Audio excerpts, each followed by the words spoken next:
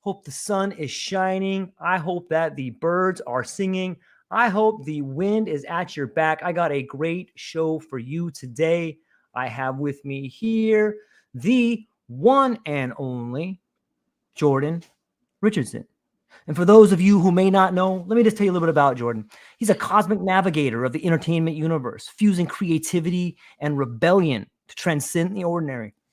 A USC Thornton School of Music alum, his journey has traversed music, television, tech, thought, and medicine, leaving an indelible mark on each. Excuse me. From Capitol Records' storied halls to SBV Talent Agency's dynamic campaign. Excuse me for 1 minute. It's true life. It's True Life podcast right here. Love it. Yeah. He's sculpted cultural narratives with Behind the Music and I Love the 2000s, shaping icons in real time. Jordan's revolutionary spirit sparked the Love is Love brand activation with Absolut Vodka, co-creating SayReal. This independent music group's meteoric rise and acclaim culminated in Hollywood Music and Media Awards, recognized as LA's hottest new band. At Not Impossible Labs, Jordan's visionary talent management ignited projects like The Hunger, Not Impossible, COVID-19 campaign, earning the 2020 Shorty Award and a place in the JFK Library Foundation's New Frontier Forum. His insight graced Aftershock, the sequel to Alvin Toffler's Future Shock. Venturing into precision medical genetics with Myriad Genetics, Inc., Jordan shattered norms, applying his 12 tenets of talent management. He achieved stellar success, securing consecutive President's Club's honors and the title of 2023 Southwest MVP and Western U.S. Mentor of the Year. Through Cardboard Rockets LLC, Jordan champions the belief that every professional is a talent and every leader a talent manager. His voice echoes globally, featured in CNN, Swiss Public Television, Fox, and Reti Televisione Italiane. As a sought-after speaker, he shares psychedelic insights on human connection, talent development, and collaborative innovation. Jordan, thank you for being here today. How are you? I'm so good. Thank you for that. And that introduction is epic. I appreciate it. Man. I had to pause. I kept getting stuff stuck in my throat right there. And I'm like, oh, man, I got the cadence, I had everything rocking. I was so stoked on it. And then True Life podcast right there. I appreciate that. And I love that. I mean, that's how I like to talk and converse and communicate with people, right? It's just, we're all storytellers. Let's hear it in a different way, not so polished all the time. Yeah, I think it gives people a real look into how the sausage is made and how people are. And it gives it that feel of authenticity when you come across. And sometimes you got to pause, sometimes you got to think, and you really get to know the individual when you have this stream of consciousness, man, right? I mean, especially when today, media and content, even, the mom going to buy grocery stores and look how fresh and unique this is. I mean, that's so polished, even that. It's like, what happened to real reality? Like, and actually that reminds me is when I was working at VH1 in the music talent creative development team there, we stopped calling it reality TV because it was non-scripted, right? So that just means we didn't script out everything that was happening, but it was still with these guidelines and these guardrails that made up situational instances where we would try to capitalize on, even just to try to control the narrative a bit, right? But even that, and so nowadays, everything you see is so polished that something like this, like the True Life podcast, being so fresh and unique and like just raw, is something that's so refreshing. I mean, I think that's what people want to see, and they want to experience is real life. Yeah, man, I couldn't agree more. I'm curious to get your thoughts on this idea of talent. Like, I'm really big into relationships and how we see the world, and I think that's evolving. But how do you see our relationship as, individuals making their way through the world? How do you see our relationship with talent evolving? We've gone from this big screen to very polished things, to reality TV, to unscripted, to, live streaming. What's your take on our relationship with talent? Yeah, I think it goes back to a fundamental belief that I have, is that everybody is a talent, right? You think about this. Like, I always love to say my favorite, like, do you love sushi? Do you like sushi? Yeah, I like sushi. Sashimi Is your favorite sushi chef not a talent? Right? What right? What about that admin assistant that helps you drive everyday business? Or I always joke, what about that CPA that gets you out of tax trouble every year? Yep. Right? So we have to recognize that there's talent in everything we do and in each one of us. Yep. So first of all, that's what I believe. I believe that everyone is a talent. And the second part of that belief is, and anyone can grow to become an effective talent manager. So you really have to come to the place of recognition that you are a talent, you are valuable in whatever you do every day, whether it's at the coffee shop with the barista, or you're engaging with somebody on a Zoom meeting for work. We have Right. to recognize that there's immense talent in all of us, and I think going back to that key tenet of mine, that everyone is a talent and anyone can grow to become an effective talent manager.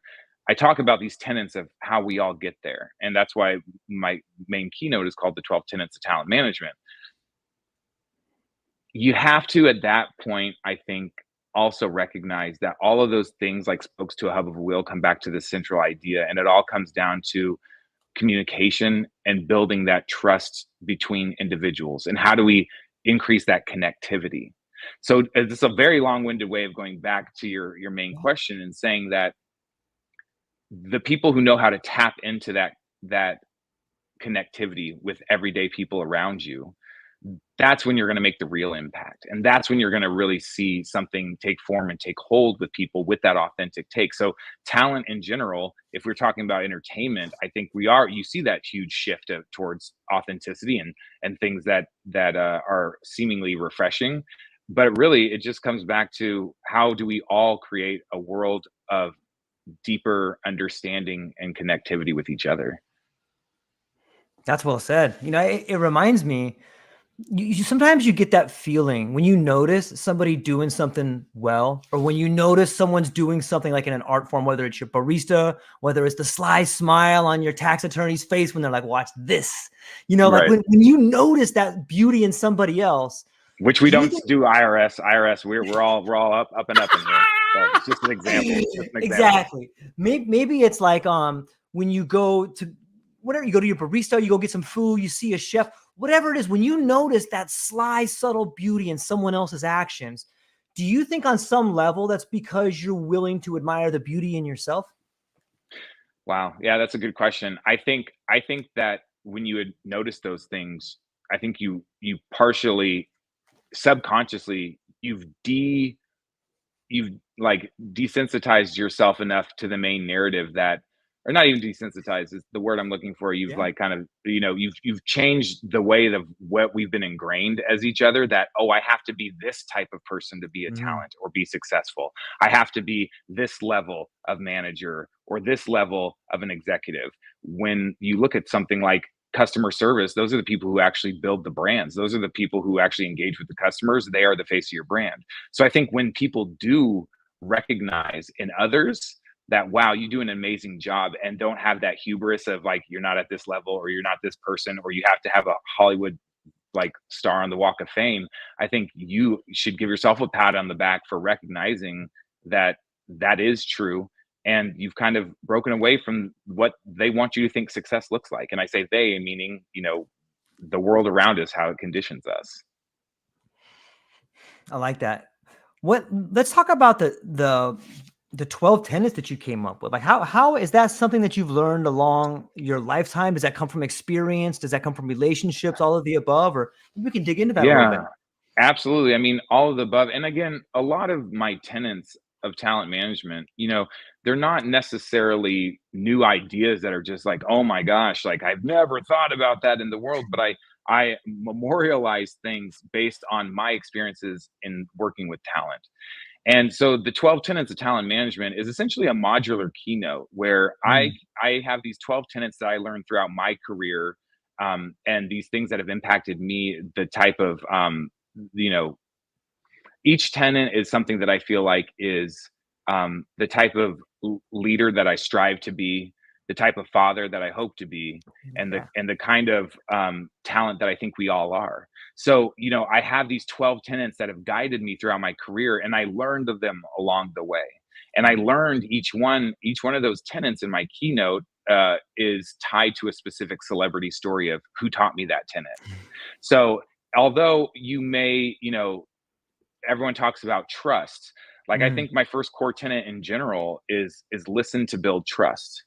And when you listen to build trust, like, you talk about it in a way that's more real, and you're bringing in the grander idea of trust. But the fun niche and spin I put on each one is I say how I learned that lesson through my career and which celebrity taught me that lesson.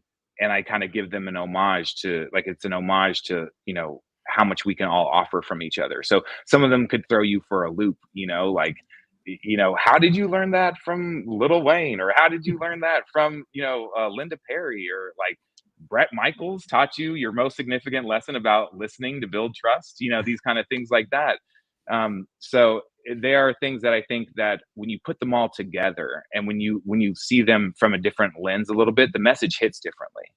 And then when I'm putting it together and saying, hey, we're all talent. So like the things you're doing right now, Steven Tyler, Nicole Richie, Snoop Dogg, they're doing the same thing you're doing, and they're teaching other people about it. So you be that person. You help do that. And again, the speech isn't like I sit there and say, tenet number 1, tenet number 2, tenet number 3. But the 12 tenets do cover such a broad swath and area that any keynote, essentially any company that has employees or leadership, any company can benefit from that. So what I do is when I speak at an event, I cater my presentation to around their themes. So I'm not coming in and saying, here's what you need to do, lesson this, this, and this, and this.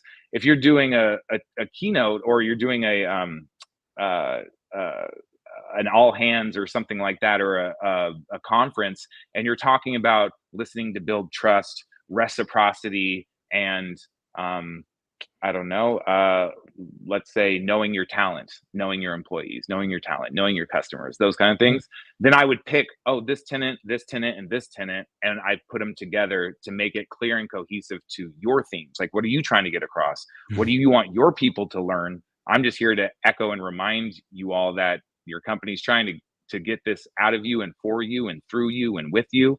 And I just reinforce that message. It's like next level storytelling, finding the ingredients you need to create the hero's journey on demand. It's kind of mesmerizing. What's crazy is, like I kind of mentioned before, and I don't remember if we were recording or not, but like, we're all storytellers. Yeah. We're all storytellers. If I tell you, hey, how'd you get to work today? Not everybody just says, oh, I drove. But if they're like, how'd you get to work today? Man, I was like a struggle to get out of the house. I left, and then I forgot my keys. I came back. I was driving on the road. I had to go around this accident. The 101 was jammed. All these things. You put all these extra details. Yeah. And so inherently within us, we have this ability to want to know more, to want to draw out and communicate on a deeper level, because that drives to connection. Right? Yep. So, I feel like you have to all tap into that. You're a natural storyteller. And so when you're doing anything like a sale, or you're talking to people, or you're communicating or whatnot, you're telling them a story. How do you communicate that story? How do you build the narrative around it to actually make it meaningful and impactful and drive towards actual results? It's different if I just say, all right, here we go. Increase sales 10% this month. Or if I say, hey, you guys were doing an awesome job at driving this future product. I know that there's some challenges of things we can get around, but how can we ideate around this? How can we figure this out? You know what? And what would be the best goal if we can do is, like, let's increase sales by 10% this month. Like, we can do it. That's such a better digestible and story to hear and to be a part of than someone just telling you, you're lucky to work here, or you should be, that gone are those days. So as we communicate with each other in our personal lives, in our professional lives, and everything in between, the story you're telling people, you are actually creating that frame that they see you, so you're creating that narrative for yourself. It's wonderful to think about the way in which the spoken word can have a real emotional effect on the people around us, not only around us, but part of us. And I guess my next question for you is your inner dialogue, the story you tell yourself in your inner dialogue, does that echo the story that you tell other people? Like, how have you managed that relationship? Right, that's great. I mean, I it's a great question. I think that I'm a natural I suffer intensely from imposter syndrome, like, all the time, like, all the time. And I think that's a good for a lot of reasons because it kinda keeps me in check, Sure. and it does gut check me of, like, "Am I doing every day, like, what I'm preaching?" Like, because if I'm not doing that, if I feel like, oh yeah, I'm just this like, cool guy that just does, it's so easy and it's like everything comes naturally and whatever, then you lose sight of that. And then your message gets lost. And then the connectivity is gone from your story. Yeah. So I think that I have, these are my 12 core tenets, for example, because they are truly what I believe and what have helped shape my career. And like I mentioned, who I aspire to also be. Just because I know something doesn't mean don't falter. We're all fallible. Doesn't mean I forget that. Doesn't mean I can't. I need to remind myself to strive for that. And in fact, as I started speaking more, I was more reminded to be more of the person that I want to be. You know. Yeah, I do know. I'm curious, can you give us an example of one of the tenants? Maybe you could tell us a story about someone who taught you something that we kind of like the example we spoke of earlier. Yeah. So I think. Let me see. What's a good Yeah, one? now find a good one, man. I want to hear. Well, okay. Like, do you like rock? Do you like hip hop? What do you like? And Um, if we're gonna go music, or I can go other ways, but I'm kind of 90s. I was driving with a younger guy yesterday, and he said to me, "Wow, George, you like classical alternative." And I never really heard mm, that term before. So I guess I like classical alternative, whether it's I used to go see Rage Against the Machine or the Beastie Boys, or used to see a lot of reggae. I'm a huge fan of like right. Ziggy Marley, and I guess that era right there. I guess that kind of dates me a little bit, but No, no, definitely. I mean, not really. I mean, actually, you mentioned the band SayReal I used to manage, and who are still really yeah, good dear friends of mine. Like we did shows with Ziggy and with other Marley family yeah, members and stuff. So it's not it's awesome, classic. It's legend. It's legend. right? Damien, like all these people are they're Woo! still making amazing music. Talented. I would say though, since you go in '90s, and since I mentioned it before, like my first core tenet is you know l- listening to build trust, right? Okay. Actually, it's my second tenet. So the first tenet is know your talent and know your role. I think if you Nice. don't know those two things, even if you're a dad with children, you better know that child and know how to help them achieve and strive. But anyway, I digress. So like if we're going sequentially, then this I think a really good lesson of kind of piggybacking off what we're talking about today is know is listening to build trust. And I won't get into the whole like soliloquy of how the speech wraps around it, but I think the whole point is when we're talking to each other and we're listening, like the conversation we're having right now, I can tell that you're not just sitting there like waiting to talk or waiting to say something. You're listening. You're not fake listening. You're not mirroring what I'm doing. You're not ing me. It's you're building that trust. And I think a lot of times so many people forget to just listen and how much you can learn from that by letting other people just talk. And I start off the kind of tenant. That's the tenant where I kind of tell two stories. Where Naya from SayReal, who's still my great dear friend, one day we were doing a long development session. We were working on new music and all this stuff, and she asked me my advice on something, and I jumped in with a beautiful 5 minute soliloquy of what my opinion was, and she sat there listening quietly and just said, sometimes you talk too much. And sometimes I need you just to tell me that you hear me and that you're understanding what I'm saying. And as much as Naya taught me what not to do, the person who taught me what to do is actually Brett Michaels, front man of the band Poison, Yeah, of 50 million course. records sold, celebrity Prentice winner and alumni, TV star. Yeah. And when I was working at VH1, I was working on, you know, my mentor at the time, and just give you a little context of how this all came about. Like my mentor at the time, she's still my mentor, Leah Horowitz. She did a lot of the production or the creative development for the biggest music shows we have, like Behind the Music and I Love series, and all these huge stores. Rock of Love was one of the things that she had worked with Brett Michaels to develop. And so we were always bringing Brett in because he was VH1 celebrity, like royalty at VH1. He could do no wrong. Anytime he wanted to sneeze, we'd be like, yes, let's get that on camera and let's create a show around Brett Michaels tissue, you know? And so, you know, we would bring him in for these ideas and things. And the first time I had met him, you know, he said, you know, oh, hi, you know, hi, Jordan, nice to meet you. Like and so I had known him a tiny little bit. And then when I got the opportunity through Leah to cast I Love the 2000s, Brett Michaels was like the first person that I wanted to like bring in and cast on. And so he came in, we went to the shoot date. Again, I didn't really know him. I said hi to him like once before, but on his shoot date, I went to go cover his session where we were recording. And you know, we worked together for that 3 or 4 hours, and it was a great time. The onset activity around him was swirling everybody, and every single person I talked to, or I would see him talk to, he just had this absolute focus and engagement when speaking with them. So worked with him. It was a great day, all the things. He left. I didn't see him again till like a year later or so. And when I went down to meet him, to walk him for this other meeting he was there to talk to us about, before I even had the chance to like stick out my hand and say, hey, Brett, do you remember me? I'm Jordan. Like I worked with you on this show and we did that. And he said, hey, Jordan, hey, nice to see you, buddy. How are you? And like a giddy fanboy, I was just kind of like, oh, okay. Yeah. Hey, how's it going, Brett? You know, and he's like, I said, shockingly, I said, I just didn't expect you to remember me. And he goes, of course I remember you. We talked about X, Y, and Z. Nice. You steered me on those A, B, and C lines we were trying to get, you know, and he just, and I was kind of just flabbergasted and said, and I was like, okay, well, like, yeah, awesome. Great. Like, I'm so glad you remember me, like, yay.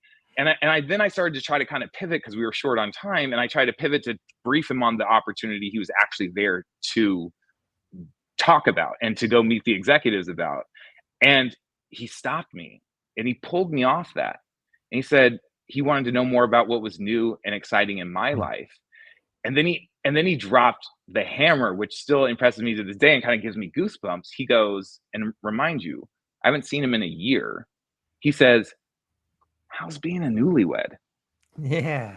And I said, oh my God, like, I'm just the development guy. You're the celebrity. And you know and remember from over a year ago all these things, and that I was about to get married when we had talked. Like, I felt so validated and so heard and listened to. And it was just such an impactful lesson that this guy who on screen is this suave, smooth, you know, lovable person that can do no wrong, he was like that off camera. From the lowest level PA to the highest level executive, he only talked to people with such clear focus and understanding and excitement that you couldn't call it anything but absolute trust. Because he not only was able to let you feel like you could be who you wanted to be, but he encouraged you to tell him more and to be a part of that story. And so to this day, I still evangelize Brett as being one of the most caring and empathetic listeners. And, you know, when I say he's an empathetic listener, I don't mean that he feels like what the other person is feeling, but he just creates this space to allow you to be who you want to be, like I said, and share it. And that to me is one of those hallmarks of like, I understand why he's a celebrity. I understand why everybody loves him. And I understand why people are loyal. And to this day, like I said, I still evangelize him as being one of the most caring and empathetic people, and who taught me that lesson that I've ever worked with. It's amazing. So that's an example, a little more concise how I say it in the tenets, but that's an example of just these interactions that I've had. And I could have learned that same thing from the barista, you know, or from somewhere else. But people also, I think, when they hear that these people who we see as celebrities and these people we aspire to be are real people that have these same thoughts and feelings and wishes for the world, then I think it resonates a little bit more for the people listening.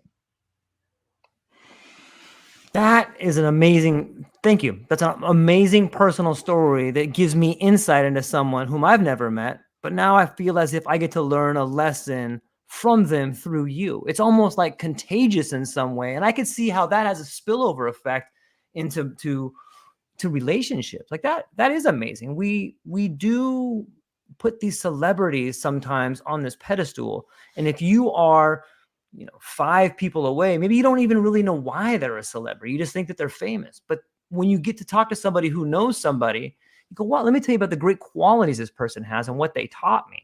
I think that's maybe that's what's missing from the idea of maybe that's why we're seeing this new form of communication emerge, because that kind of fell away with the scripted stuff. What do you think? Yeah, I think we all are longing for creative ideation these Like days that. and for connectivity. And I think we have we're I think we're experiencing an overcorrection from where we were, that from the polished to the individualized to about me. I think after COVID, we were all looking to feel reconnected and feel deeper, meaningful connections in everything we do and wherever we are. So I think we're in this kind of like age of Aquarius type, Yeah. revelation and revolution towards it's just not acceptable anymore to go back to the way it was, you know? Yeah, I do know. It kind of just makes me think like, when someone lifts off the veil and you actually see behind the curtain, how do you go back to being blind, right? Like, and that's kind of how I feel we're at this place post COVID, or we're still in COVID. I know there's surges, like, but the narrative is we're telling, it's something we're still living with, but it's something that I think we were longing for, that human connection.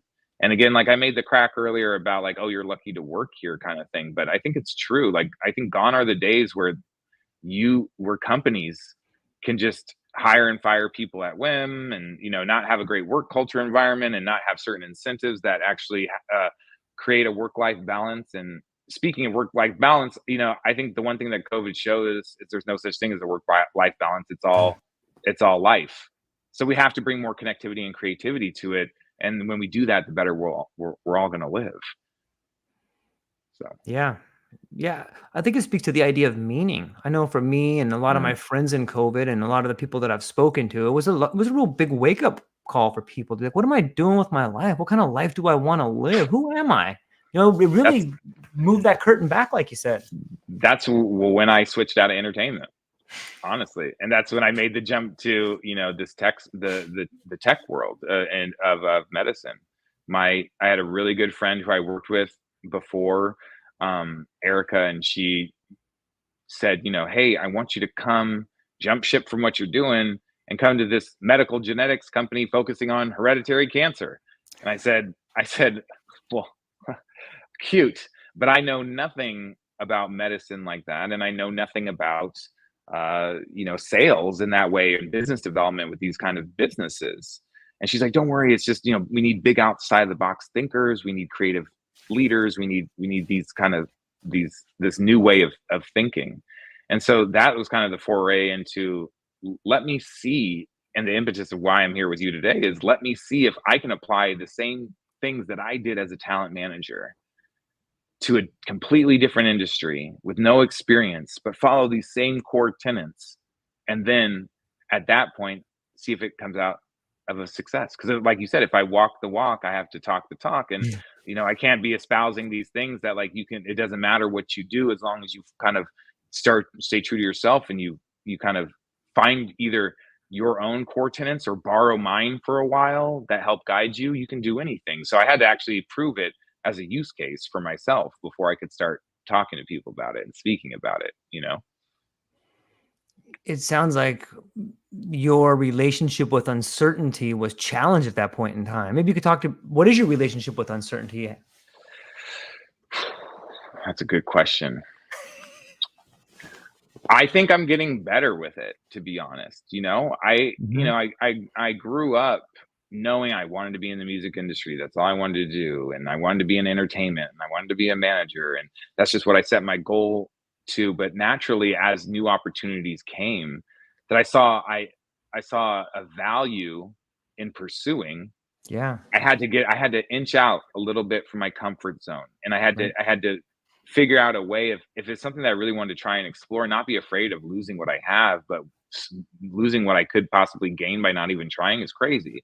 And I think my career path, like I used to have, bits of issues at times when I would, you know, uh, try to interview for something that was like a little bit out of the wheelhouse. Like an entertainment is very much in line. If you're a music marketer, you're a music marketer. You're not a TV show marketer. You're not a this marketer. You're not. It's like it's so the lane. So I started out in the record industry, and then I went to the talent agency world, and then I did TV and working with music and creative development, and then I went to a tech startup focusing who had music projects, but we're doing more things in medical and these other things. And then I ended up at a genetics company. And my story throughout all of that, and you could see how those progress, they diverge a Yeah. little bit more, a little bit more, a little bit more, a little bit more, and then till you see the end, record company, medical genetics, right? But the whole through line and the whole story that I created, and I had that narrative around, that I had to not only remind myself and tell people, is like, my through line is working with talent. It's and talent is all of us. So growing and developing businesses and going to market with certain strategies and selling products, what's really the difference besides the major, things about the industry? It's all a lot of the same skills and soft skills and the hard skills too. And so I think with uncertainty, again, like I had to ease myself into it, but then I get more comfortable with it every time I do something different that interests me, because life's too short and I've learned too much to just do anything that doesn't interest me anymore. So when you look at like that span and that range, yeah, it looks like a huge divergence, but it's something that I had to talk myself into every time. Like, can I do this? Am I valuable enough? Do I add actually any value to Mm. this? Like, does the story make sense? Why would I go from this to this to this to this? But it's like, how am I telling that story? I'm telling that story with confidence that yes, I can do this because I have done it. It's just got a different, name. It's just got a different story, a different path, but it's the same work. Yeah. It reminds me of a quote I heard one time that says, growth and comfort can't coexist. And it sounds to me like a lot Mm. of your success and your creativity comes from your relationship with uncertainty. Yeah, I think that's an interesting quote. It's growth and comfort can't coexist. Yeah, like if you're comfortable, you're never really becoming the best version of yourself. You're slowing Yeah. down on some level, or you're getting calloused on some level. It's like too My easy. my first thought is kind of like, I think there still will be growth, but how slow a growth is that going to be, right? I think it's Well, it's it's monumentally slower, right? If like you said, you're comfortable, and then you have to ask yourself, why am I comfortable? Because I got the job on lock, or because I'm not being challenged, or because X, Y, and Z. I think you're right. I think that it takes that real uncomfortability, that discomfort to push you in a way to actually grow exponentially. Like yeah, you have right, to stretch and learn and grow. Like actually, right. this bracelet I wear every day, it's was gifted to me by a friend, Adam Roa, who's this great musician and kind of a spiritual guru and Yeah. athletic trainer and all the things. And when I started my job at Myriad Genetics, he gave this to me. It's this little brass bracelet, and it just says "Seek discomfort." Hmm. And I wear this every single day because when you are in a place like you said, unless you're being challenged to grow, you don't have that ultimatum. Essentially, you don't have that thing that's saying you need to figure this out, and if you don't, you're looking at uncertain failure. And I think that's the best motivator in a lot of ways. Not a failure in terms of there's punishable setbacks. I don't think we should look at failure as um and I think that's a question I ask people in my keynote is, does your manager, your manager, whether it's your boss or your mom or Yeah. your cousin or your barista, do they look at failure as being a punishable setback or as an opportunity to grow and learn? Right. And if they see failure as a punishable setback, then that may be a culture that you may not want to align with. Like, because Yeah. I'm talking about creating cultures of empowerment and creating cultures of reciprocity for mutual growth and success with everybody. So if I'm going to be doing punitive punishments for people who are trying to grow and trying to stretch and trying to learn, and then I punish them for falling short of their goal, like, what is that fostering? Doesn't make a Yeah. lot of sense. Yeah, it's a tricky mindset though, especially when you're trying to for a lot of people who have been set in their ways for a long time. Maybe Mm. they get to this point where like, okay, well, if I'm going to lose everything if I do this. I'm afraid to jump right here. And then what do you do when you find people that are talented like that, but they've lost the will to jump? Is there something that you can do to kind of push them? Yeah, and I wanna make a quick distinction too, because, Yeah, like, I'm a father of 3, right? So, like, absolutely. I'm Me too. I'm at this point in my life, I'm not a 22-year-old male that can take a leap of faith and Right. always do something. So, I do recognize that, like, not everything always makes sense for the health and well-being of your family, depending on the extreme, right? But I do believe that nothing's impossible, so I'll say that, Right. full stop. Um, and I think that when I kind of lost again. Ask that last part of the question again because I thought I had it for a second. Well, it seems to me like sometimes in periods of our growth, we're faced with an opportunity to Oh, live out something we want. Yeah. right. So like and thank you for getting that. See, Mhm. true live stream of consciousness. I think that if you're taking a risk, that's great. And when you want to help somebody, taking a risk, helping someone who's taking a risk is a risk for yourself. So Mm, I think one of the rules that I follow is you can't care more than the talent. You just can't, because you can see. So this kind of goes back to what I was saying is like you encourage people to take risks and you want to help get them there. You can't push them over the edge to do it, especially if they don't believe they can do it, because then they're going to fail. And then that's going to not be conducive to your time, energies, and efforts. So I was always very conscious when I'm working with talent musicians, especially, is I would catch myself earlier in my career caring more than they did and pushing towards getting results and knowing that, wait, that's not my role. My role is to encourage and shape and develop and all these things. You're the talent, you have to care, because if you're just doing something because I tell you to do it, then the passion's not there, the success won't be there. And so I do think, like I said, there's that balance of taking calculated risks for sure, and encouraging the whole team, the whole group, everybody that's with you doing that to be just as invested, if not more than you. They have to be. Everyone has to be on that same level. yeah, environment seems key. Sometimes we find Mm. ourselves in the environment that's conducive to growing and learning, and sometimes we find ourselves in the environment that's pulling us back. It's an interesting Yeah. road. Who's your support team? It's like, who are the people you surround yourself with?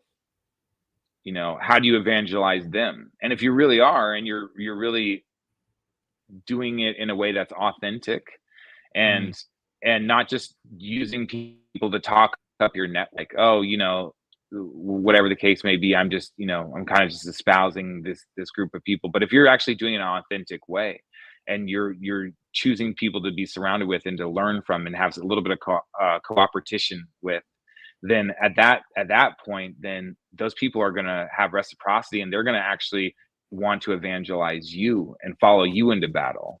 So, mm. I think that's a huge point that you just brought up, is that network, and how do you craft and create that and mold and develop it, and enlist people's help for different functions and for different outcomes. Because when you're looking for an answer, not every answer can be used, like, hunted down from a lone wolf. You have to sometimes enlist that help. You know, I'm a big fan of altered states of awareness. For me, Mm, I'm a big fan of psychedelics, and one thing that they have done for me is change my relationship with the way that I see myself and allow mm, me to surrender to some of the mistakes that I've made. It can mm, be devastating to some people to, oh, I can't believe I did that thing. But if you can find a right. way through breath work, or maybe it's through exercise, or through some medium, if you can find a way to approach a bad situation without judgment, it can really give you clarity on how to move forward. What's your thoughts on that? And have you ever found yourself there? Yeah, I think that kind of goes a little bit back to that embracing failure kind of Yeah. part, Yeah. and that reflection that you're talking about, Yeah. and being okay to fail, and how do I move forward? Like, you know, Nicole Richie actually taught me that, Yeah. is that she, I won't get into the whole story, but she was the one that taught me, of course, and we recognize, and I talk about this, she's well resourced and she has a lot of resources that other people don't have. But the point of the matter is, she has a lot of, she's an author, she's a Mm, fashionista, she's a talent, she's a poet, she's a musician, she's an activist, she's a author, she's all these things. And the point is, she told me, I only ever do things that interest me. And I said, "Okay, that's a little novel at first," but then as we were talking, it kind of hit me. It's like, yes, of course she's well resourced, but she has mm, the drive and the passion to go after every single thing she wants that interests her, and she attacks it with her full energy. Now, she then told me, she's like, "And if it doesn't work out, then it's okay. I embrace it and I move on." And I think mm. that's the whole thing, is like that the idea of having that tenacity, like trying, like I said, I never fancied myself a talent. I never thought I'd be doing keynote speeches, but it was something that I wanted to do and I wanted to try because I felt passionate about it and I wanted to put out my work and put out my thoughts and my ideas. And if it doesn't work out, it's okay. And I'll move on to something else. But I would have the regret for the rest of my life as I think, man, I got these great core tenets that I should really be talking about. And, who knows, like, maybe I could speak on it someday. And, and if I just never pursued that, then I'd never know. So again, I think finding that interest and being okay with that failure is, like you were saying, that's how you kind of, you move on. It helps you actually experience the full experience of it, push through it, and then be okay after the fact if it doesn't work out, or if you fall a little short. Doesn't mean you can't try it again, or try a little differently the next time. What is your relationship to curiosity? Like, this is a two-part question. The first part is, Mm. what is your relationship to curiosity? And when you think of the word curious, what question comes to mind? uh when shit hits the fan. Let's i unpack i that. I know, honestly, yeah, no, and I know that sounds so random, but I started learning recently and using this practice of, instead of always looking at something that goes wrong. I'm an anxious person. Like, Okay. I'm like a cross my t's, dot my i's. That doesn't look dark enough. Let me Mhm. double the t. Let me triple dot the I. So and so so obviously you can imagine, just being a person in life, shit hits the fan all Yeah. day and goes off rails. How many times a week do you have a day that goes exactly perfect to plan, the way you planned it?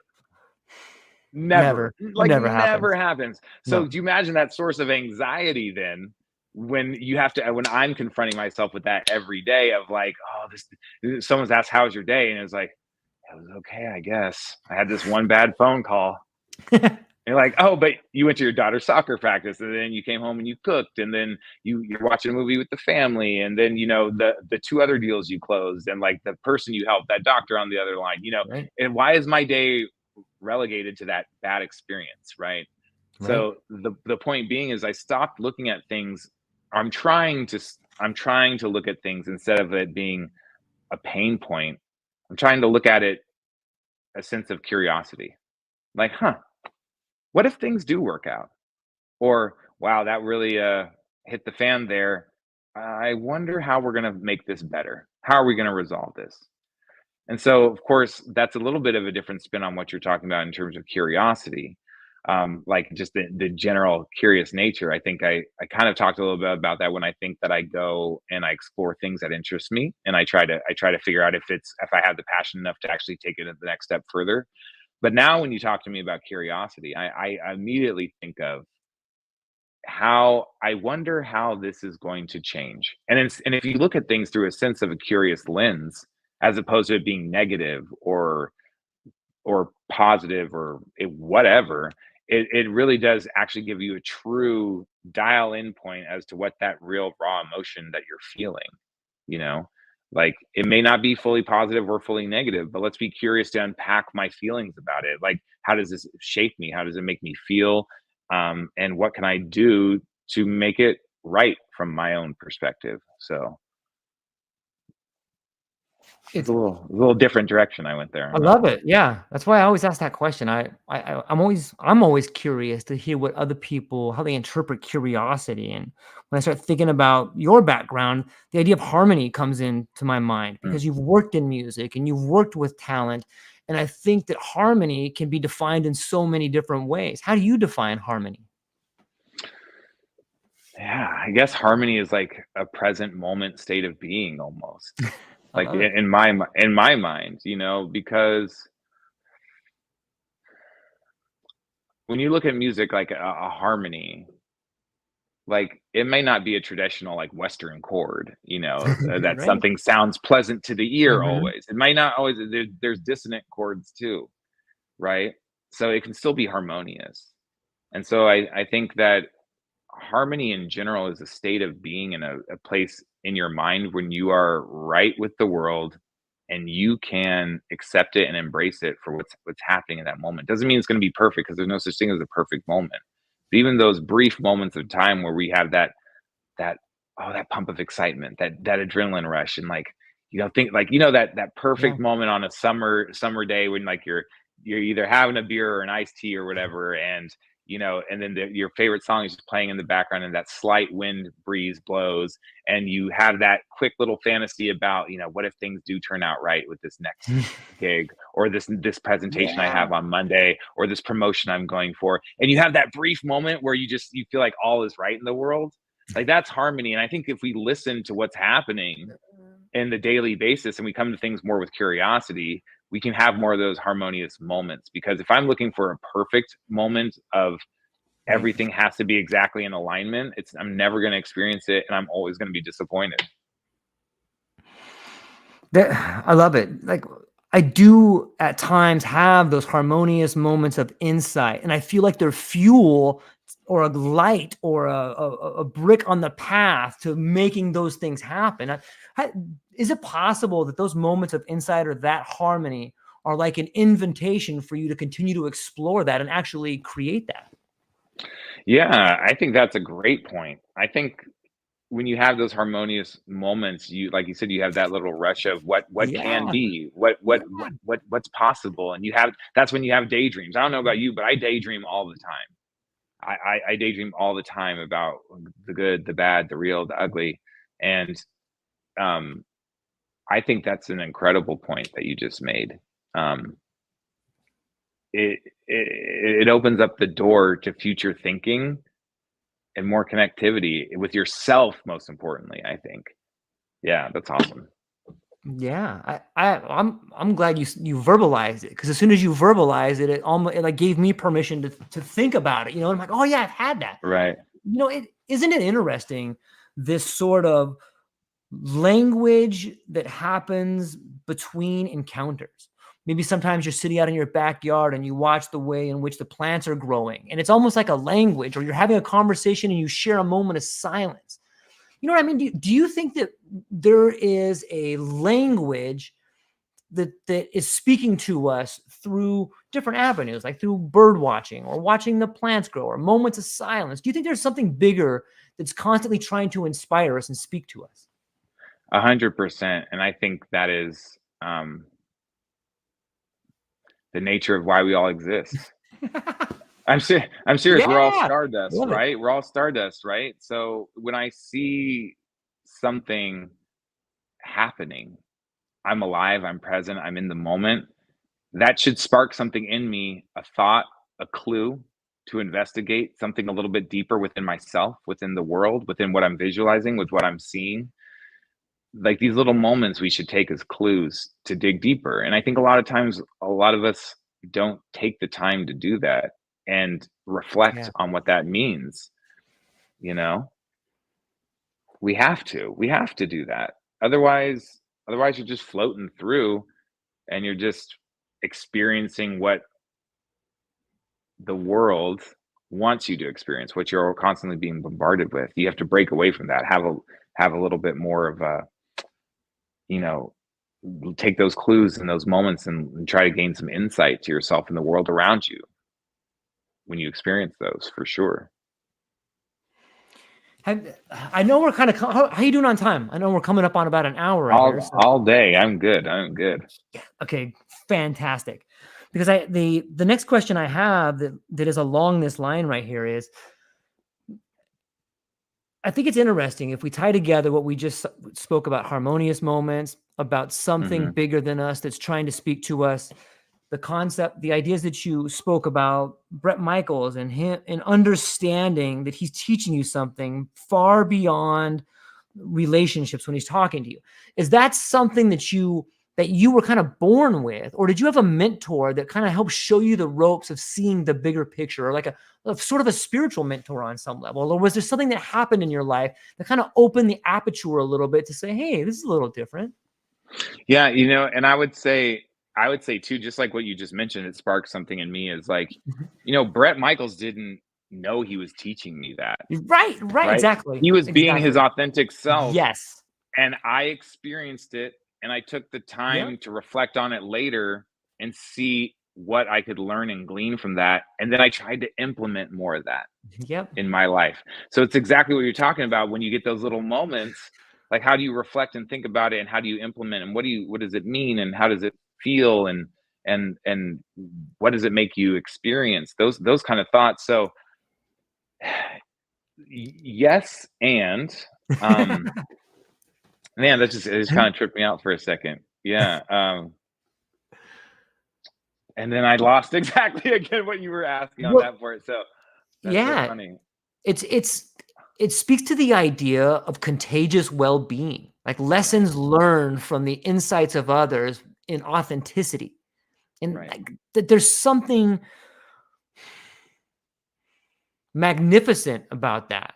And it happens on a daily basis, and not enough people embrace it. Like, you can walk Right. away from a conversation and feel enlightened for a little bit. Like that gift of like, wow, you know what I just learned? Someone's like, who cares? That guy was talking about birds. And you're like, no. Did you see the way he talked about birds? It's sometimes if we can just step outside ourselves and Right. get the real miracle of it. I want people to embrace that and to understand that every conversation has the opportunity to enlighten you to a lesson on some level. Like the word's full of miracles, right?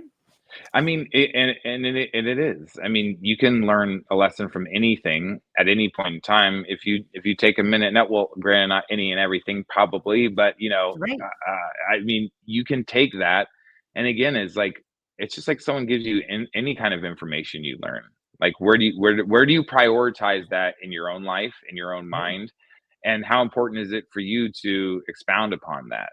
So I think the people who learn and can tap into those ideas of connectivity, those are the people that will find greater success in life, in their relationships, in their careers.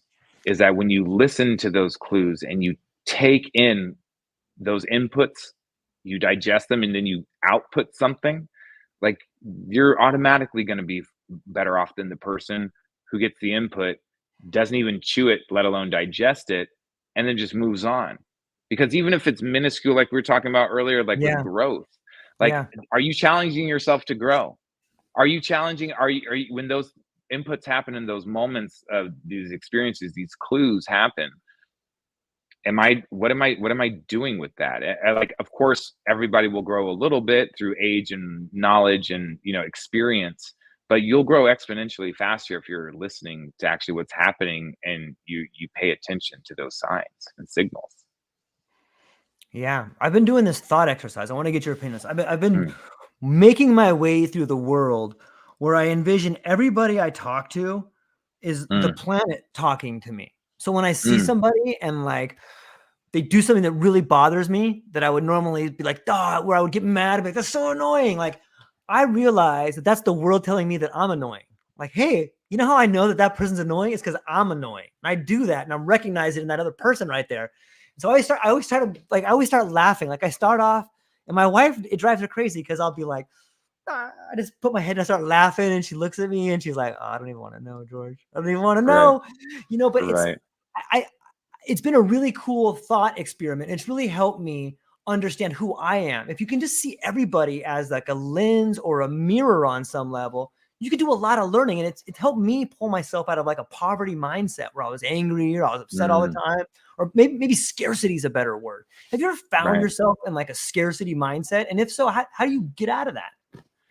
Yeah, I think exactly what you were saying about imagining it as a world. I imagine that as myself. Like I'm working on it, of course, more and more. But when something like that happens, I'm like, well, what does this say about me?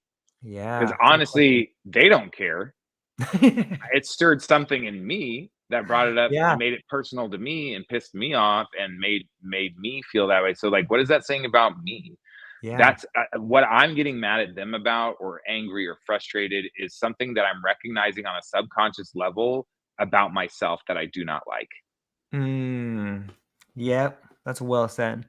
So you have to understand that those little microaggressions you feel, or is there something inside of you that you're just not vibing with, and something isn't just off, and instead of trying to blame them and point the finger, you realize this is something that is happening inside of me. Like, you get cut off on the freeway. Yeah, you might be scared or shocked for a second because your adrenaline's pumping, and you almost got hit. This guy almost hit you or whatever. But shouldn't it stop at that? Like, shouldn't it stop at, like, I got scared for my life for a second, or for whatever? No, then you're like, oh no, I got it. Yeah, like this guy, like, I hate the bumper sticker off Right. me. It's like I'm taking out this frustration and anger, or whatnot, on somebody else because they just gave me an input. I Yep. digested it, and the output I'm getting is not equitable with, like, of what I should feel about that person. It's what I feel about myself. Now, that might be a bad example because it's, driving, and everyone gets road rage at times. But I think that's kind of just harkens back to the whole point, is like, you know, we're all connected. Like I said, we're all Yep. stardust. We're all made from literally the same materials. So there's got to be some kind of empathetic connection that we have on even a super subconscious level.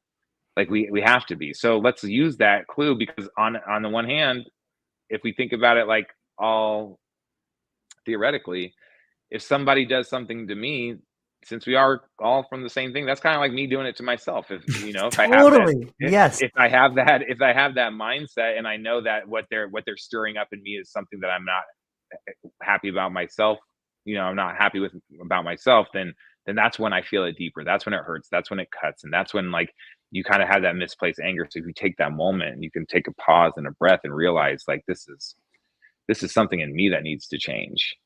I think those are the people who not only communicate better, they feel more connected, and they live better lives. Yeah. Yeah. I think they do too. On some level, we talked about whether it's road rage or relationships. When we look at generational trauma, the word programming comes to mind. And you've worked with Mm, genetics on some level. Maybe we're pre-programmed to relive out the fears that happened to our mom or our dad or our ancestors on some level. Like we're reacting out these irrational fears or perhaps irrational dreams sometimes. And maybe we could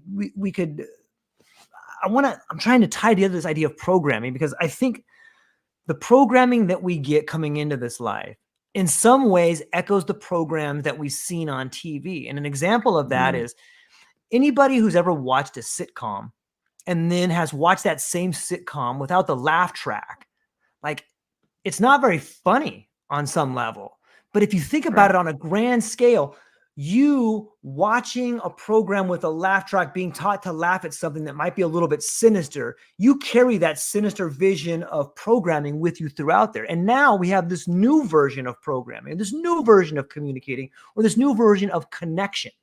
Like, I don't think it's a Right. coincidence, right? Like, I know that's kind of a meandering question, but I just a shotgun out the back door right there. But your ideas on programming and the way it's evolving, and whether it's trauma or it's connections through future entertainment.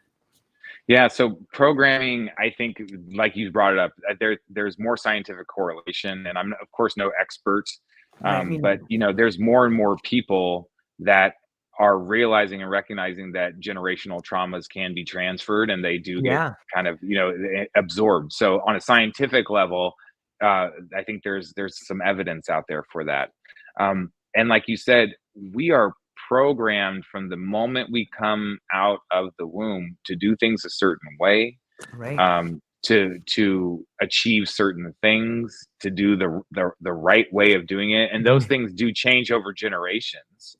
But we're constantly in a state where we're being told exactly what to do and how to do it if we want to feel valuable and we want to feel successful and we want to feel meaning in our lives. And I think that when it's okay, I used to kind of bring about this example, being biracial. And a lot of people look at me and they don't know I'm half black and half white. They just don't, right? And a lot of times when I talk to people about race is, we're programmed and we're inherently like always looking at people and sizing people up on a human level. You know, first time you meet somebody in person, just your natural instinct is to, like, if you're a guy, you're like, is he bigger than me? Is he buffer than me? Is he cooler than me? Is he this than me? And even on a subconscious level, you're just programmed to kind of evaluate and to have a certain kind of response. Same thing with a man with a female. It's not always sexualized, and I don't mean to label anybody, but it's like, when you're talking to a woman for the first time, subconsciously in your mind, you're like, is this somebody that I can marry and mate with and have a baby? Totally. Is this somebody that reminds me of my mother that I'm trying to have this connection with? Is it like, so I think when you first meet people, we're always programmed to, like, instantly in our brain to, like, size them up, figure out how we're going to engage with them within a split millisecond. But I think the difference that changes us from having those experiences and those programmed responses is that pause in that moment of reflection, like we were talking about. It's like, and it's okay to have that initial reaction. It's okay to be like, to meet someone for the first time, be like, I don't know about this guy. He's a lot bigger than me. He looks stronger. He might beat me up. But then take a breath, shake their hand and actually experience what the truth of it is, aside from the programmed input that you're provided naturally. And so, like, that was a different way of kind of speaking as we're going across. But I think same thing with the way we programmed our cultures and our communities. There's different ways to do it that are more harmonious and that add to more connection with people. So we just have to break away from those pre-programmed ideas, genetically, societally, physically, all the different ways, and kind of just be open to what is coming at you and evaluating it, and then making a decision based on a universal truth, not on some kind of politics or gender or any kind of idea that is forced on you or that you feel like has to define the box. But look at it as, how is this a universal truth in terms of wanting to feel love and connection, wanting to treat people right, wanting the best for people while wanting the best for myself. And I think if we focus more on universal truths instead of these political lines or these social lines or these divisive tribalistic views on things, that's just half the battle right there. That's half the battle. I mean, maybe we all need to, like, smoke a blunt together or do something like, I don't know, we could do some mushrooms or some LSD or something like that. And that's the crazy thing, is when people talk about that, it's almost like a tongue-in-cheek joke, but obviously the science behind it, the soundness of unlocking parts of your brain that are breaking away from that pre-programmed life that we've been accustomed to for however many days, weeks, months, years we've been on this planet. And again, it's not saying like, oh, everyone just go drop acid and drive on the freeway or whatever. But like you said, do you find that openness and that connectivity through yoga and breath work? When you unlock parts of your brain by communicating with people or by listening to stories or listening to music, like how do you unlock parts of your brain that give you the more creative freedom to experience life in different ways? I think that's the key. And I think we need to find more creative outlets, to do that. Man, now you're talking my language. I have an affinity for psychedelics, and I remember the first time that I did mushrooms when I was like 17. And I went to the Pink Floyd laser show, and me and my buddy split like an eighth. And I'll never forget this feeling of first being out of control and then a warm wave of knowing washing over me, where things made sense for the first time. And I can't explain exactly what it was that made sense, but I can explain to you the feeling of wholeness that I felt for the first time. Like, oh, and I get goosebumps when I think about it right now. There's a plan. Oh, there is something bigger there. Like, Right. I feel like so many of us are brought up in this world of isolation, whether it's our family's views, our community's views, and rightfully so. Like, those are the rails that are placed upon us to keep us in a lane. Here is the standard default mode network. You can stay safe. But for those who find the spark of creativity, or for those who are wandering or curious, there's a trail off the beaten path that's calling your name. And psychedelics, on some level, for me, I don't advocate it for everybody, but they have helped me fundamentally create a linguistic pathway to describe a better reality. And once I had that linguistic pathway, I could walk towards it. I could see it. I could imagine it. I could visualize it. I could bring it into my world. I could grab it. You could You were translate the exposed to a new reality. reality. Yeah, you were exposed to a new reality, and it Thank gave you. you an idea of what is possible and what can Yes. be. And a Yeah. lot of times, even, and that's I think one of the disservices, people who do casual drugs, who don't understand why they're doing it or what they want to do. And there's nothing wrong with doing casual drugs if that's what you want to do. I think that we're always, always, always, always trying to find ways to connect with more people Yeah. and to be on the same level. And so, however we get there, um, we we need to all get there, right? I think that, again, like, the disservice I'm talking about is, like, I think people who go to a party and like and do drugs or whatever and do psychedelics, like, my wish for them wasn't to do it or not to do it. My wish for them is, while you're doing it, what are you feeling? What are you thinking? What Yeah. are you learning from that? What are the clues you're Yeah. pulling from it? And, like, a lot, I think that's the difference in people's mindsets, is that, like, having that seeker mentality and that Mm. wanting to find out, like, more things about yourself in any situation, whether you're on Yeah. drugs, whether you're on sober, whether your child is screaming at you, whether your boss just yelled at you, whether you just felt guilty for cutting someone off on the freeway, you know, be open to those clues and those signs, and hear what something's trying to tell you, because you took the time to listen and hear, and had a profound impact on you. How many of those profound impacts are we all missing every day by just not listening? Like, A I don't know. lot. A lot. I think I feel like we're on the cusp of, I feel like as a species, we're just beginning to learn how to communicate. For so Mm, long, if you look back at the problems that we've had, it's just this inability to thoroughly communicate meaning to one another. Like, we have so many people side monologue, or they, like you said, they don't right. listen and they're waiting to talk instead of, like, I wonder what this person is trying to tell me or feel. But every now and then you hear a song, or you read some poetry, and you're like, I get it. It's this light bulb goes off. And I think with AI, with this sort of ability for you and I to come across and have the stream of conscious of two parts of the planet and have a Right. meaningful dialogue and share it with other people, we're finally getting to sound out the vowels to create meaningful language with each other. Man, what do you think? Yeah, I think the more and more we have the tools around us to experience those things on a deeper level, Yeah. AI included. Like, Yeah. AI is not here to replace us. I mean, it might, if Skynet awakens, that whole thing. Like, but, like, honestly, it's a tool that can help us experience things in a deeper level, find out answers quicker, to Yeah. then make a more meaningful life, or to drive towards quicker solutions. It's just like anything else, just like the hammer, just like, Yeah. elevators and cars and whatever. Like, of course, anything can be replaced by anything else, but it's like, how do we choose to implement these things?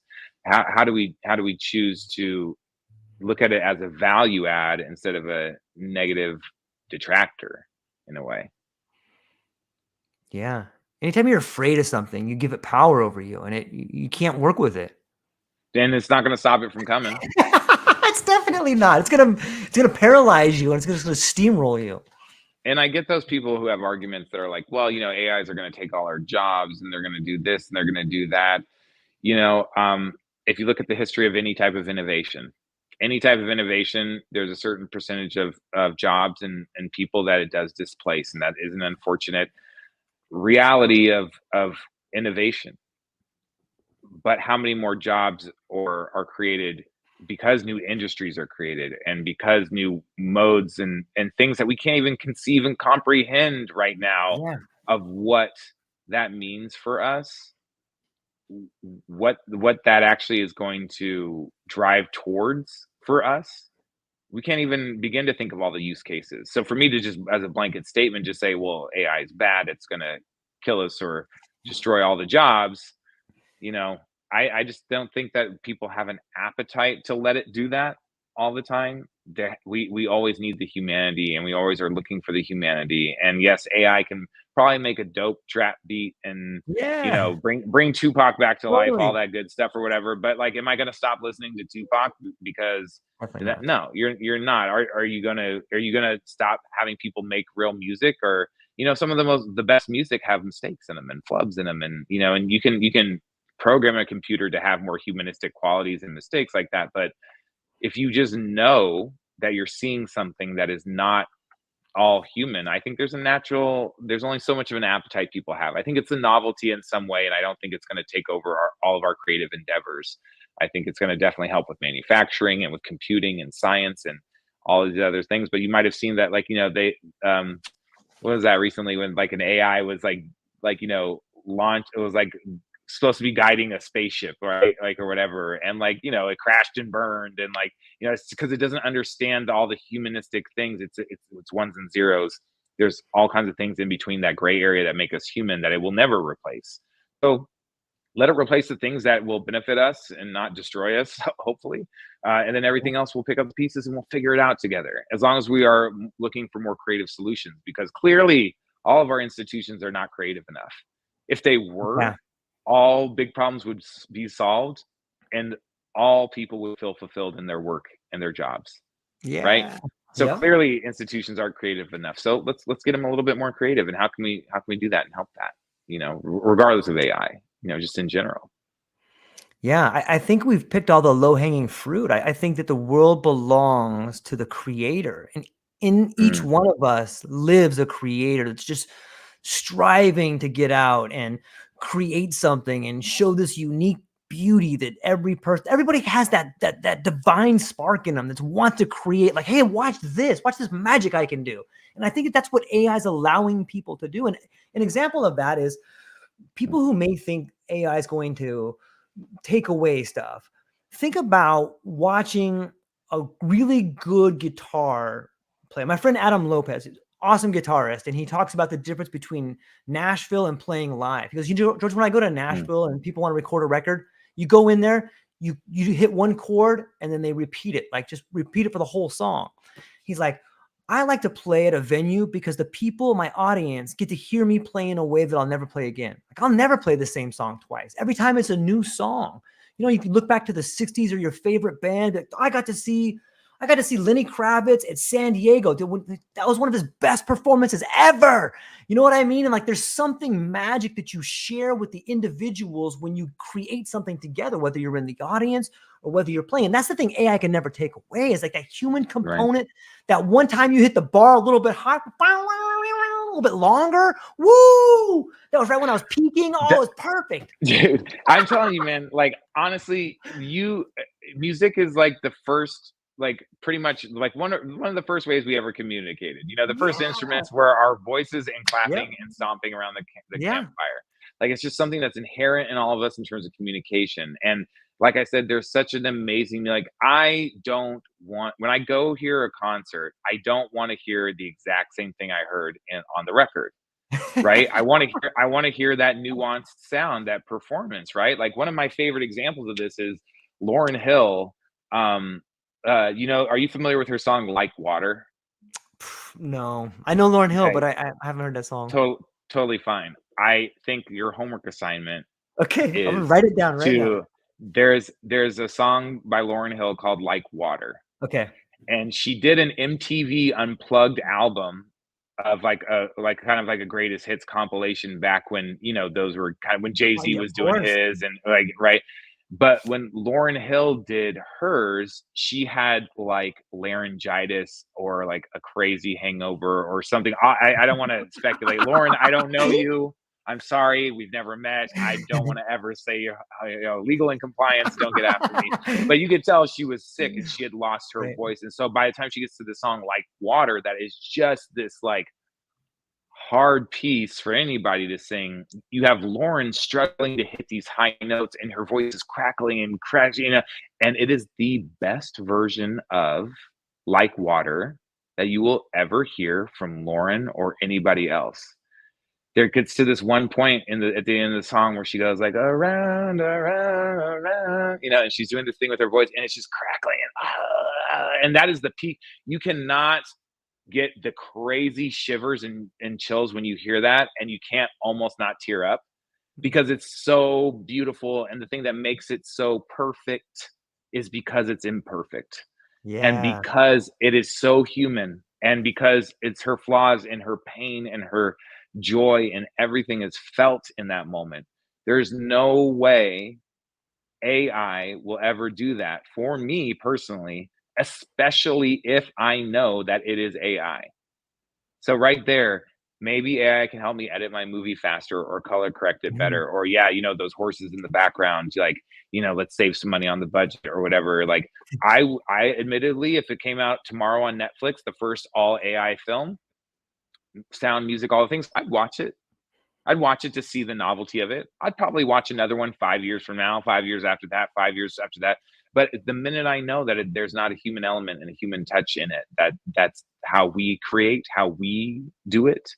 It just doesn't appeal to me as much. It's like one that's perfect that tries not to be perfect. I don't, I don't know. I don't know if I get down with that. Yeah, there's a humanness that you can recognize, and maybe it has to do with suffering. Maybe that's the one Mm, thing that we all share is suffering. And I'm not hmm. sure that AI will ever be able to mimic that. You can see it, you can feel it around someone who's been through a tragedy. That is Right. humanness. Like, and I don't know that AI will ever be able to do that.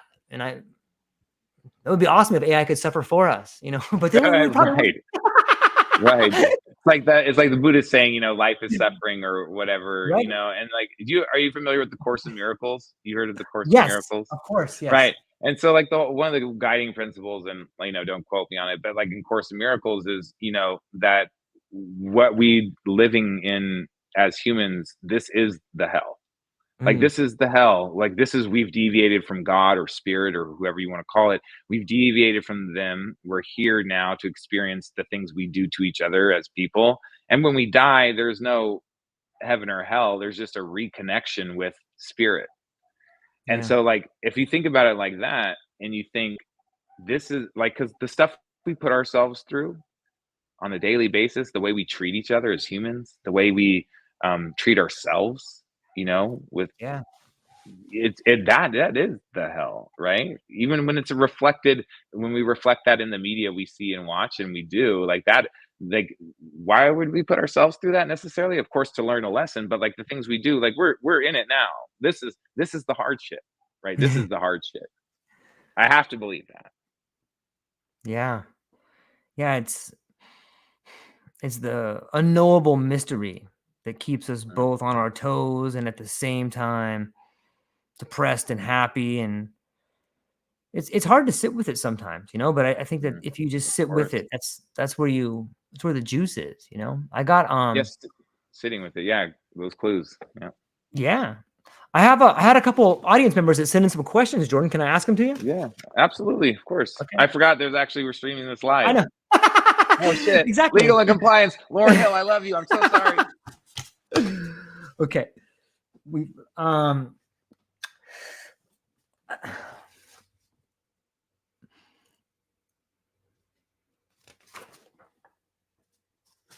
Integration of disciplines. How do you integrate the diverse knowledge and experiences from various industries into a cohesive approach to problem solving and innovation? Yeah, I think that's exactly what we all are talking about today and what we're Right. striving is that these it's the story we tell each other. It's the Right. story we experience. It's creating that through line. You know, if I'm a baker, you know, and I'm used to baking muffins, Mm-hmm. I know the art of baking. I understand the concepts of what yeast does and how I have to, you know, cook it a certain way and do certain things and these core principles. Like, who's to say I can't start making croissants? I'm still a baker. I'm just now going to bake something else, but I need to understand my role. I need to understand this little industry part of it, but the core ideas and the core inside that I have is of baking is in there, and I know how to bake something well. I just need to learn and grow and stretch something new. So I think that clear cohesion of industries and jobs and this fake illusion that we have that you can't work in you know in accounting because you came from HR, or you can't do you know be a carpenter when you used to just do steel work. You know, I think you have to give yourself the space and the time to understand that those skills are transferable. Those things that you are doing are not are there's some things of course that are industry specific, but you'll learn those. But inherently the things that you're trying to do, it's that story of that you are a creator, you are a baker, you are a builder, you are a whatever the case may be. You have to always just kind of to remember that, because like I said before, what are the real differences, you know, between industries when you're driving a product to market, when you're creating a Right. sales force, when you're doing whatever, they're the same things. You're just learning how to do it in a different industry, essentially, with a different end product.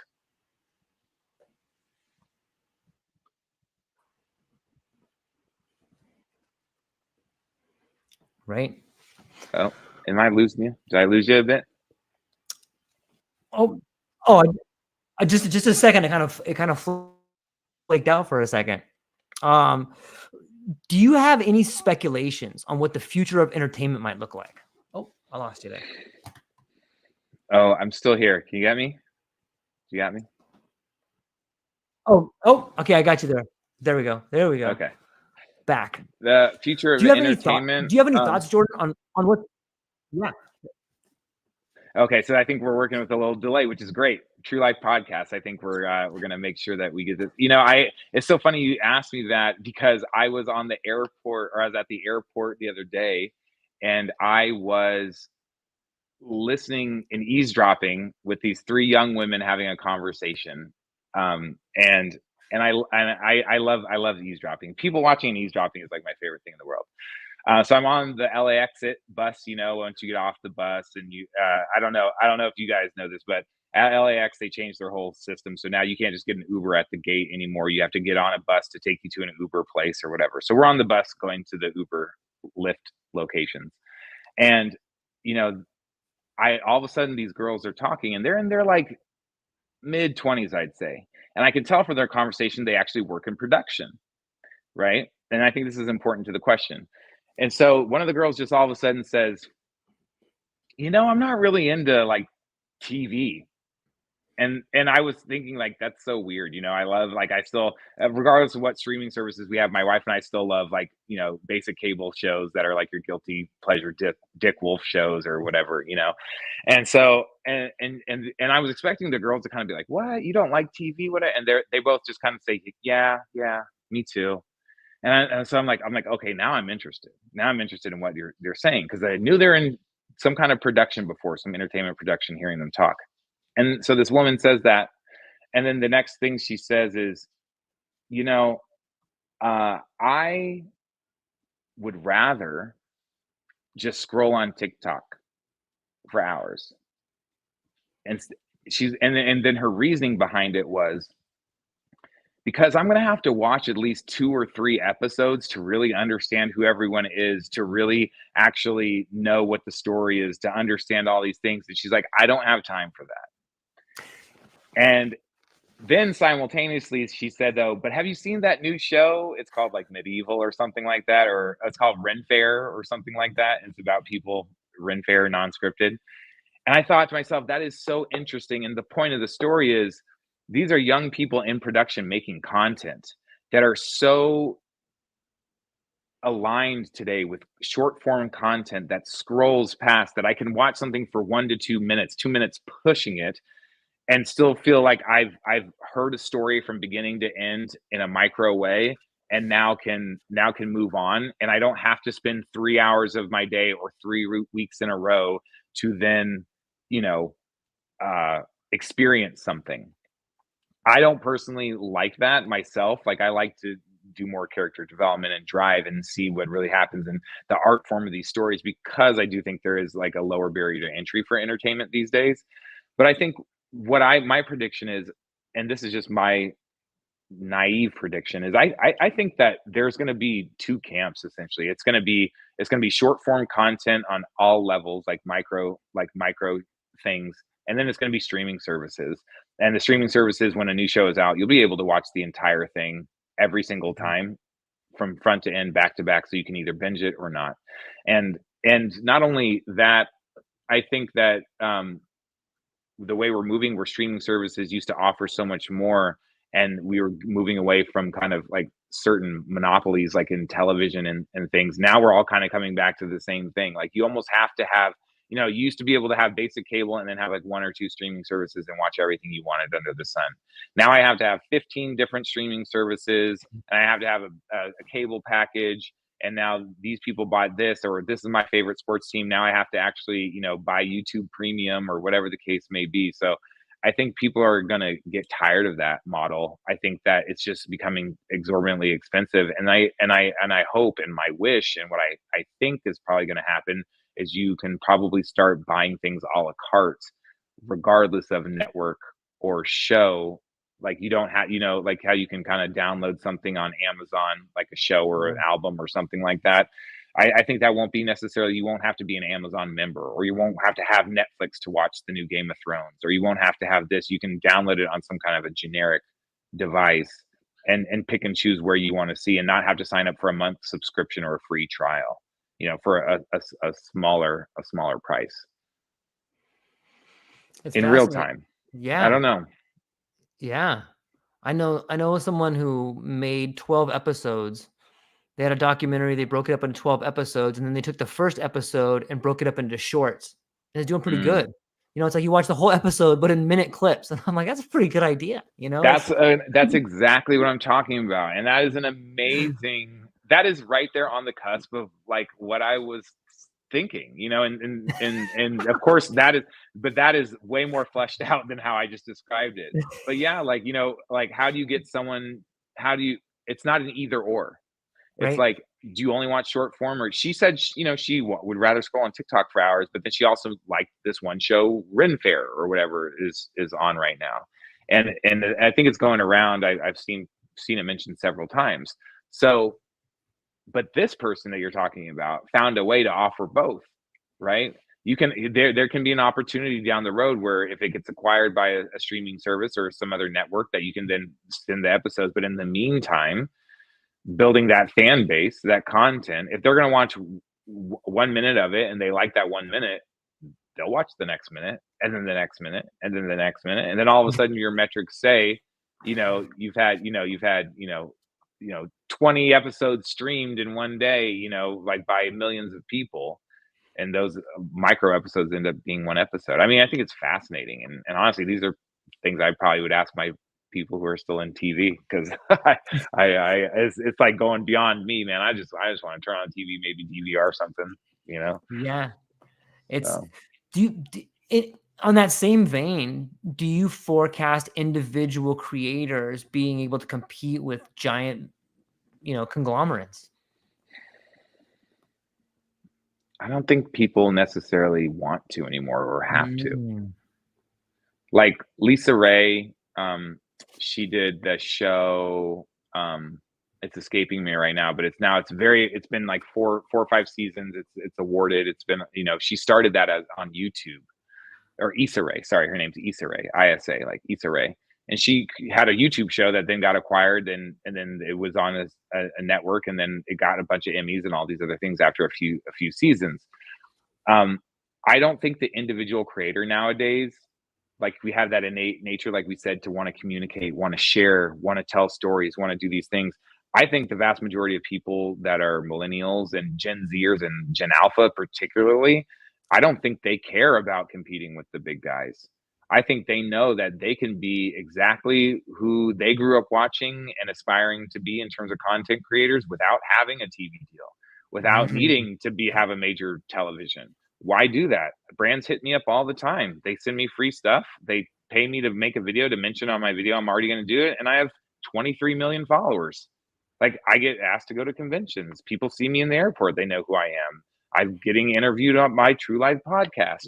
Like, they have these like, just these different goals and aspirations than what traditional media is doing right now. And I don't think they care to compete, nor would they want to.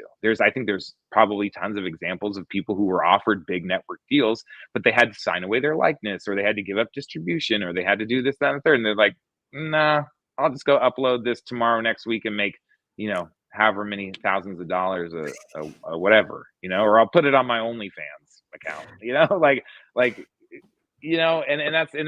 joke about the OnlyFans, or like, the Pornhub thing, but people upload legitimate content to there because it's salacious. But like, people upload, like, to Pornhub, like, math tutorials that get millions and millions and millions of views, and that creator is getting paid out because the novelty that he's teaching a math lesson on Pornhub, and there's nothing sexual about it at all, but that it's like the incentive is there for him to post it, as opposed to YouTube, is my point. Like, he can get more eyeballs on that because whatever the case and reason. So I think the traditional way of doing media in general is just going out the window. It's going to be evolving further and further. And like I said, we can't even, with AI in it, we can't even pretend to know what direction it's about to go in the next 4 years, let alone 10.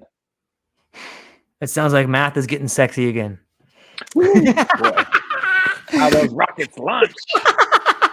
Jordan, you are awesome, man. I truly appreciate the conversation, and I love being able to have a free-flowing conversation and just get to pick the brain of cool people and get to have a cool conversation. And I really appreciate you spending time with me and my audience. But before I let you go, where can people find you? What do you have coming up, and what are you excited about? Yeah, so I would say, if you want to know more about, like, the 12 tenets of talent management that I'm doing, go to jordanrichardsonspeaking.com. And all my social handles, which are actually, full transparency, they're growing. This is like, I just am making the foray, like I mentioned, from talent manager to talent. So at Jordan Richardson Speaking on Instagram, and same thing with YouTube, is Jordan Richardson Speaking. So if you want to learn more about the 12 tenets, my website in particular will give you a great understanding of what we can all learn from each other. And what I'm working on now is just, being the best father that I can be. I have a new daughter that's 3 months old. So thank you. I have 3 daughters. I'm a girl dad, 100%. I always joke that I'm going to quit everything and start a girl band. And what I have coming up is just sharing more things like this. I'd love to talk to people. I love to make sure we're all feeling connected. So I'm still working with Myriad Genetics and doing some great, impactful work with cancer patients, which is incredible. And that's the reason why I joined Myriad Genetics, is because it is the inventor of the industry. It is the gold standard. It is something that we put patients over profits all the time. So if you want to learn a little bit more about what I was doing in music, and then how it works with genetics, go to myriadgenetics.com. And like I said, I'm always open to whatever's interesting me. So.